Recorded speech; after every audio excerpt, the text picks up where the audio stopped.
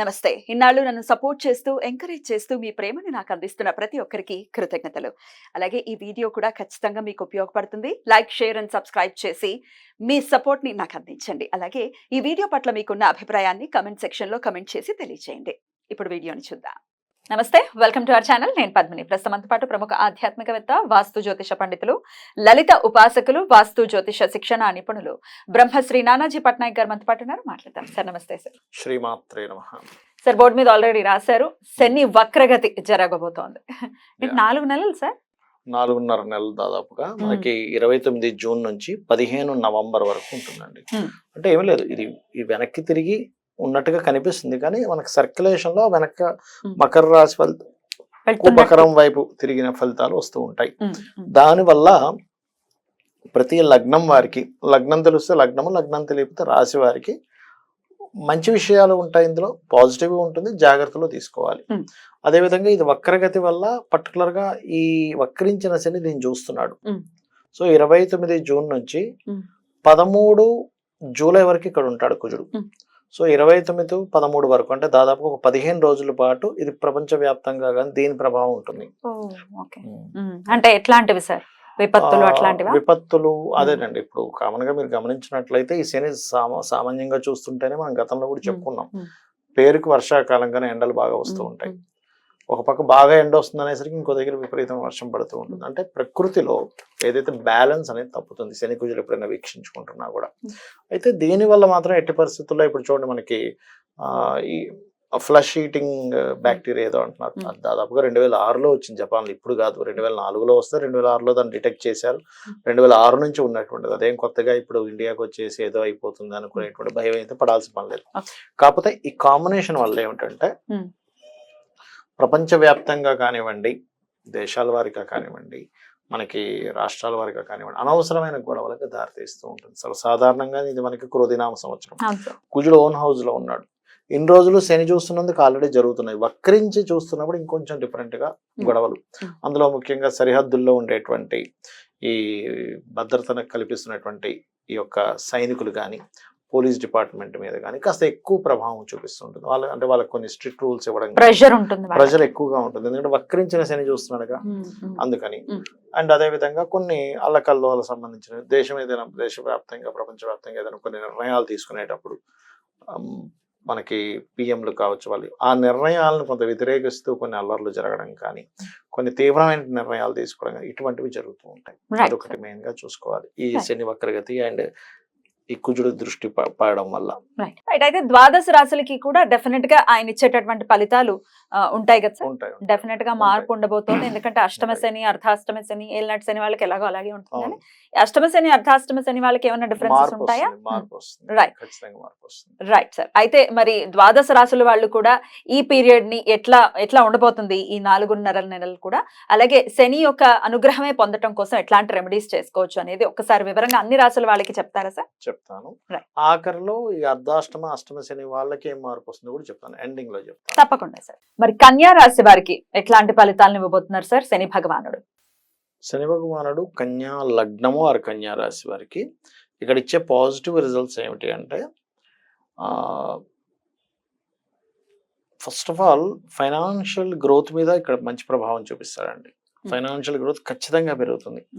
6లో ఉండేసిన ఎప్పుడైనా వక్రిస్తే కన్యా లగ్నం వారికి ఫైనాన్షియల్ గ్రోత్ ఇస్తాడు, అందులో ఎటువంటి సందేహం లేదు. Point number 1. రెండవది ఏమిటంటే, గవర్నమెంట్ జాబ్స్ కోసం ప్రయత్నాలు చేసేటువంటి వారికి ఆ యొక్క జాబ్స్ లభించడము. కాకపోతే మన కన్యా లగ్నంలో కేతు ఎప్పుడైతే ఉన్నాడో కొంచెం ఒక వైరాగ్య ధోరణి ఉంటుంది చూసారా, ఆ వైరాగ్య ధోరణి కూడా కొంతవరకు తగ్గిస్తాడు శని వెనక్కి వచ్చినప్పుడు. కాకపోతే కొంత పుణ్యక్షేత్రాలకు వెళ్ళడం ఇవి కూడా ఉంటాయి, ఉండవని కాదు.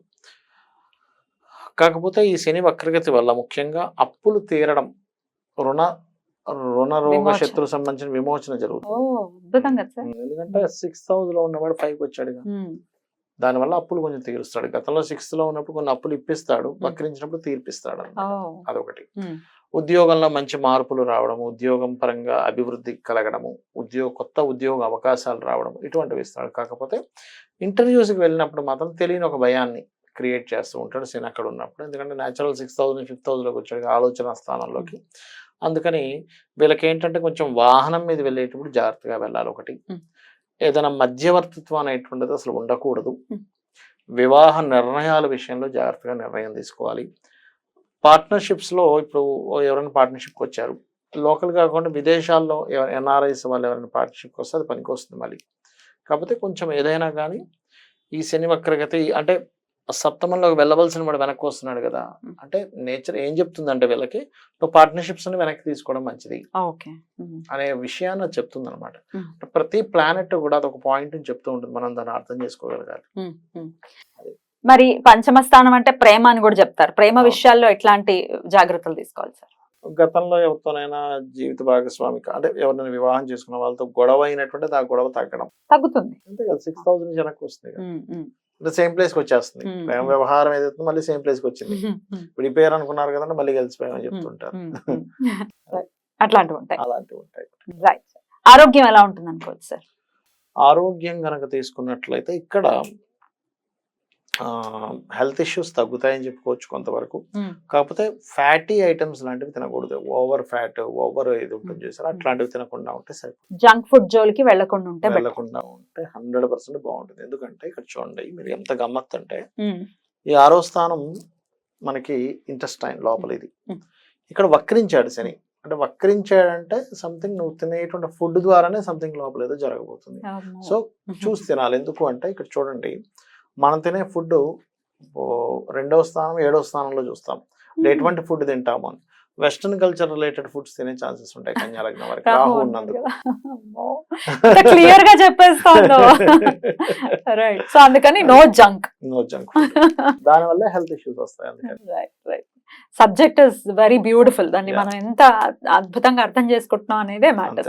రైట్ సార్, ఎట్లాంటి రెమెడీస్ చేసుకోవాలి సార్ కన్యా రాశి వారు? వీళ్ళు వీలైనంత మటుకు కాలభైరవ అష్టకము అండ్ కాళికా అమ్మవారి స్తోత్రాలు అండ్ వెంకటేశ్వర స్వామి యొక్క ఆరాధన మంచి ఫలితం ఇస్తుంది. ఇక కన్యా రాశి వారు కూడా కామన్ గా చేసుకోవాల్సినటువంటి రెమెడీ ఏంటి సార్? కన్యా రాశి వారు కామన్ గా చేసుకోవాల్సిన రెమెడీ ప్లస్ అందరూ కూడా చేసుకోవాల్సిన రెమెడీ చెప్తాను. రైట్. మరి కామన్ గా చేసుకోవాల్సినటువంటి రెమెడీస్ ఏంటి సార్?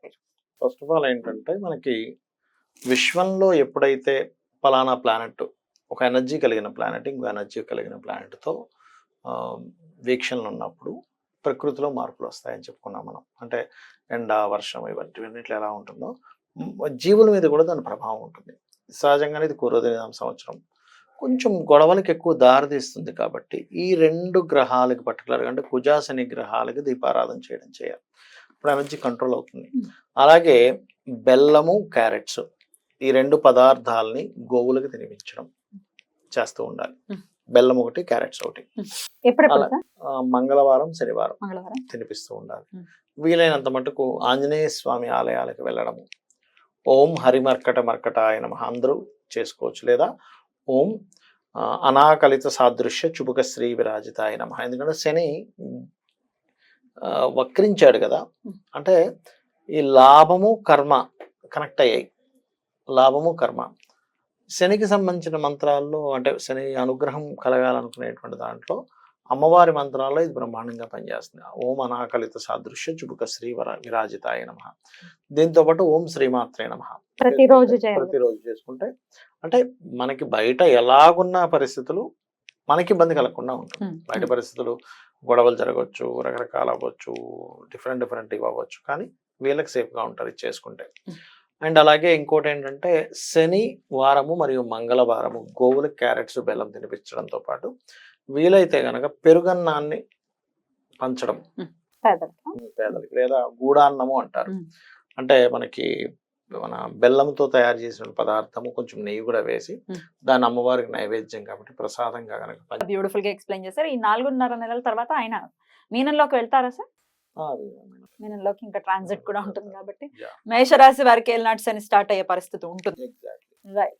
సో ఈ 4.5 months మీరు ఇందాకే చెప్పారు మేషరాశి వారికి మంచి కాలం అనే చెప్పారు. మొత్తం ఓవరాల్ గా ద్వాదశ రాశుల వాళ్ళకి కూడా ఎట్లాంటి రిజల్ట్స్ ఇవ్వబోతున్నారు, శని వక్రగతి అనేది వివరంగా తెలియజేశారు. రెమెడీస్ ని కూడా చేసుకున్నారు. డెఫినెట్ గా ఇవి పాటించుకుంటూ ఈ 4.5 months కూడా అందరికీ పీస్ఫుల్ గా వెళ్ళాలని మనస్ఫూర్తిగా కోరుకుంటూ కృతజ్ఞతలు సార్. నమస్తే.